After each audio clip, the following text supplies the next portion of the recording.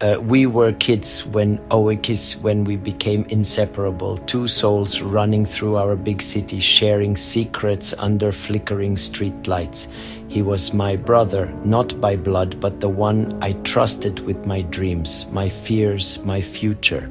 But even then, there was a shadow in him that I didn't see.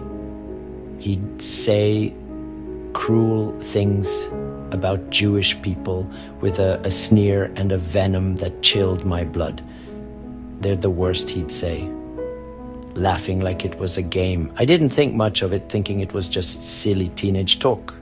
But those words stayed sharp and jagged deep in my mind. My mother saw right through him.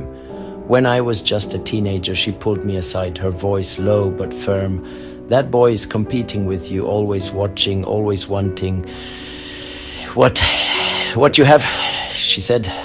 She never told me not to see him. She respected my choices, my friends, but her warning stuck with me. I ignored it, blind to the truth that he wasn't just my friend, he was my rival, measuring his life against mine.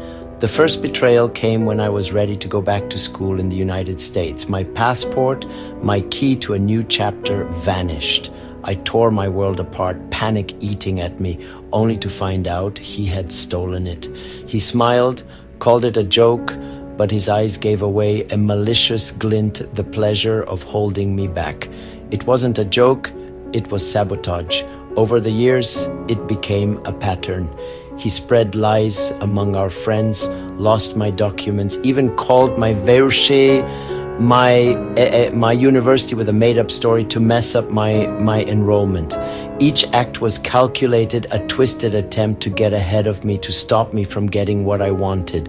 When I told him about a job I dreamed of, a career I later decided not to pursue, he went after it, getting it with a smugness that screamed, I did what you couldn't. Each time I forgave him, I held on to the boy I thought I knew, not the man who thrived on stealing my ambitions. He didn't just want to win, he wanted to prove I would lose. For years I let him back in, my heart bruised but open, believing loyalty could fix it. Then I found Judaism. It was my anchor, a light in the chaos. The Torah, Shabbat, the mitzvot. They transformed me, gave me a way to overcome the pain. When I ran into him years later, he seemed different. His apologies were full of regret, and I shared my faith, my new life, hoping we could rebuild. Then came the final betrayal. I found out through rumors that he had converted to Judaism through Chabad, a profound step I would have celebrated with him, but he never told me. Not about his journey, his ceremony, or the lavish party he threw with our old friends to which I wasn't invited. This was the same man who had spit venom about Jewish people as a child, and now he had claimed my faith as his own, behind my back, as if to steal even that from me. It wasn't just exclusion, it was a deliberate erasure, a final act to outdo me in the most sacred part of my life. The pain burned deeper than any passport or job ever could.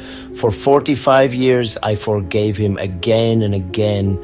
Each act of grace, a battle against my scars. My mother's warning echoed louder with each betrayal. She had seen his need to compete, to take what was mine long before I did. Finally, I cut him off. No calls, no messages, nothing. He's dead to me now, a ghost of a friendship I buried. But the resentment lingers, a poison I can't shake. As a practicing Jew, I'm taught to forgive, to let go as God does. Yet I rage, wishing him the pain he caused me, that desire to see him suffer for stealing my dreams, my faith, my peace, fights with my soul. It's a storm inside me, faith clashing with fury, compassion battling betrayal. My Judaism calls me to rise above, but his lifelong competition, his calculated cruelty keeps me tied to this anger. Life is a bumpy road, and I keep stumbling, looking for a way to be the man my faith demands while carrying the weight of a friend who was anything but. We were kids when we became inseparable, two souls running through our small town, then sharing secrets under flickering streetlights. He was my brother, not by blood, the one I trusted with my dreams, my fears, my future.